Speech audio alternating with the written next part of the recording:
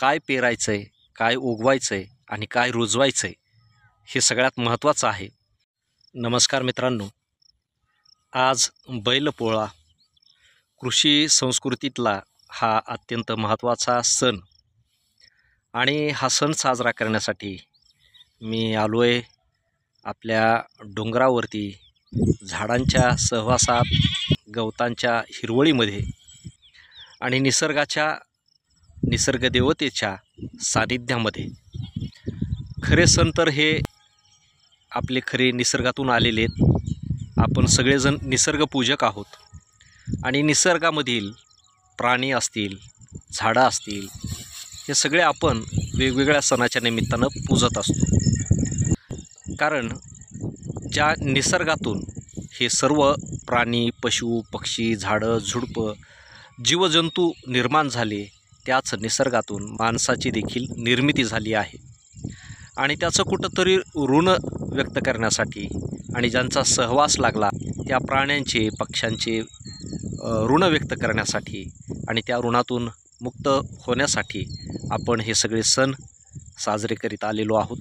आणि फक्त हे सण साजरे करून, हे उत्सव साजरे करून आपण थांबता कामा नये.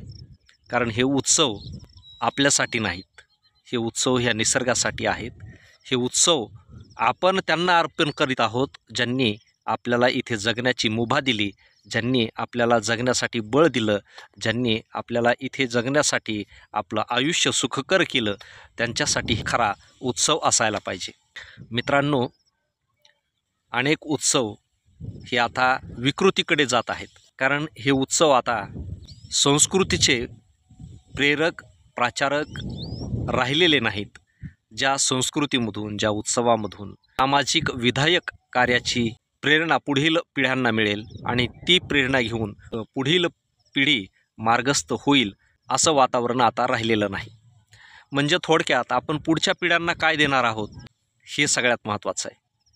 आणि म्हणून पुढच्या पिढ्यांना आपल्याला काही जर द्यायचं असेल तर आपण त्यांना या आपल्या निसर्गाशी त्यांना जोडून ठेवलं पाहिजे. निसर्गातून आलेल्या प्रत्येक घटकाशी त्यांना जोडून ठेवलं पाहिजे. त्याच्याशी त्यांचा ऋणानुबंध जोडला पाहिजे. तरच खऱ्या अर्थानं आपण इथून पुढं जगू शकू आणि इथून पुढच्या पिढ्यांना निरोगी, आनंददायी जगण्यासाठी आपण त्यांना प्रोत्साहन देत राहू. म्हणून काय पेरायचं आहे, काय उगवायचं आहे आणि काय रुजवायचं आहे हे सगळ्यात महत्त्वाचं आहे. आणि त्यासाठी येणारा गणपती उत्सव असेल, तो गणपती उत्सव देखील आपण घनवन आणि गणपतीचं वन म्हणून झाडाझुडपामध्ये साजरा करण्यासाठी एकमेकांना प्रेरित करीत राहू.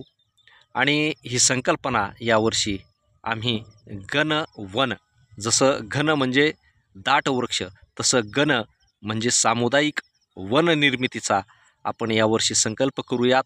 आपल्या निसर्गभूमी संवर्धन संस्थेच्या वतीनं या परिसरामध्ये, बालाघाटाच्या डोंगर रांगामध्ये 1100 झाडं लावण्याचा आम्ही संकल्प केलेला आहे.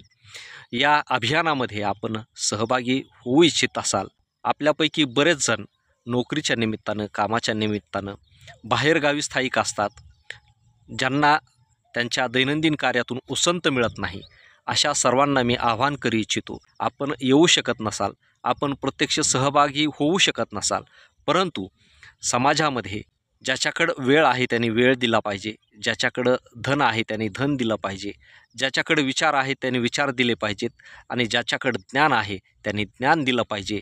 या सर्वांची सांगड घातली तरच हा उत्सव, ही संस्कृती आणि हे अभियान आपण यशस्वी करीत राहू. आपल्याला यामध्ये सहभागी व्हायचं असेल तर आपल्या निसर्गभूमी संस्थेवरती आपल्याला जे काही ऐच्छिक, एका झाडासाठी, 2 झाडासाठी, त्याच्या संवर्धनासाठी जे काही मूल्य उचित वाटतं ते आपण इथं दिलं पाहिजे. दिलेलं दान आणि घेतलेला वसा याचं कुठलंही मूल्य नसतं. त्याचं मूल्य ही वेळ, काळ आणि परिस्थिती ठरवित असते. आपलं काम हे फक्त माध्यम म्हणून आलेलं कर्म करीत राहणं एवढंच आहे. या निमित्तानं एवढंच. धन्यवाद.